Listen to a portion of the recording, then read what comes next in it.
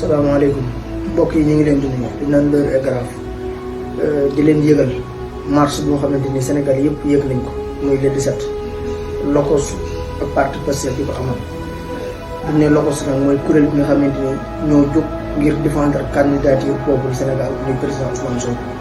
marche bi nag ñu ngi ko amal ci quartier si département Sénégal yëpp rawatina nag département Mbacké ndax ku xam département Mbacké bi nga xam ne département bañkat la ku xam département Mbacké bi nga xam ne département la boo xamante ni bëgguñ koy not doomu aadama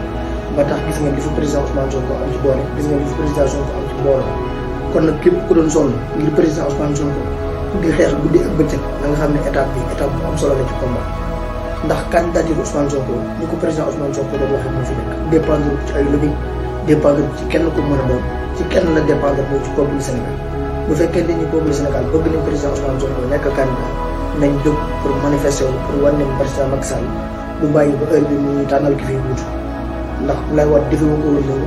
Abdou Diouf defewu ko woon noonu kon peuple Sénégal bi yàgg jël seen responsabilité le 17 war nañ ko wane waat kon ñu ngi wax waa département Mbacké bi yëpp ni le 17 ñun waa département Mbacké rawatina waa Touba ak waa Mbacké ak waa Sadio ak waa Ngay képp ku yeewu le 17 suba teel da nga teel a ñëw Mbacké ñu wane suñu naqar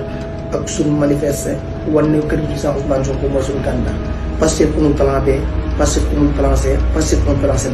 seul unique candidat lañ am muy président Ousmane Sonko loolu nag ci peuple Sénégal la dépendre rawatina département Mbacké kon le 17 daal ñi ngi wax ñëpp